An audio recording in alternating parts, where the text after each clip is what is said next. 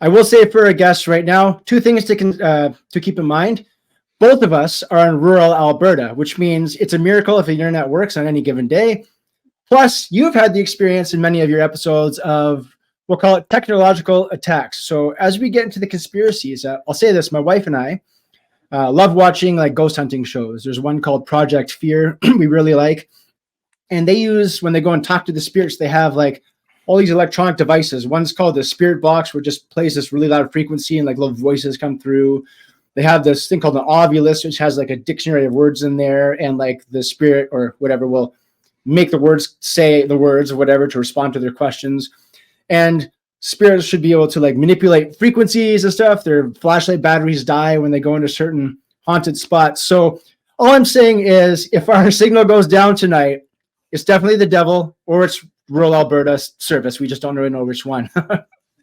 Dude, I got a story about that, actually. Yeah, do it up. These ghost hunters, right? So it's Toronto, and yeah, my lady at the time, she was like, oh, there's this ghost tour going around like High Park area in Toronto. These guys are ghost hunters. This is what they did for a living, right? They hunted ghosts, and there's all these sightings, in old buildings. So it was like, the Devil's Night, the night before Halloween. And she bought us tickets to go on this ghost hunting tour. And then we meet up at this old mansion. And these guys are just like pieces of garbage, these ghost hunters. They're like trying to convince this like 10-year-old girl, like to the people who own the house, who are hosting. They went into the daughter's room, and yeah, they had one of those like scanning channels. And they're trying to convince this 10-year-old that she's got like a poltergeist in her house.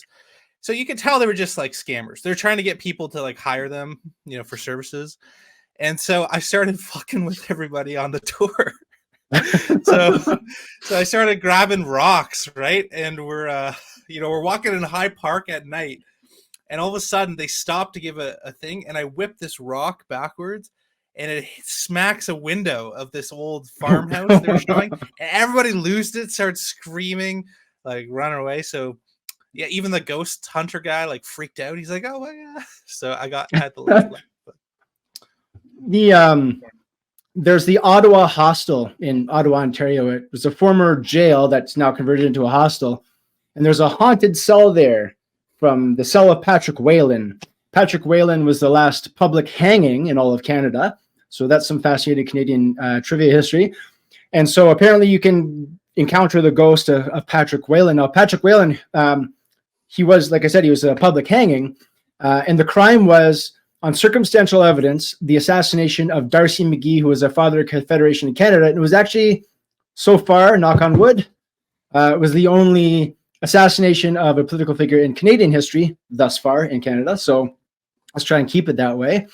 But yeah, so long story short, through marriage, that Patrick Whelan is like a long kind of descendant of mine. So I thought I'll go connect with a murderous ancestor ghost, but I've never actually went to the Ottawa Hostel yet. But guys, if you want to go to the Ottawa Hostel, bring your scanner, Ovulus, and you'll get to hear the story of how he, apparently the way they found him, which is like, this is like murder 101. It's like, don't leave evidence. And it was like they followed basically tracks in the snow back to like where he was.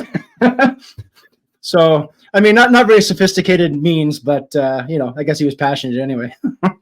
Dude, yeah, committing crimes in the winter. A lot of these warmer climate people don't realize, like, but you just follow the guy back every time.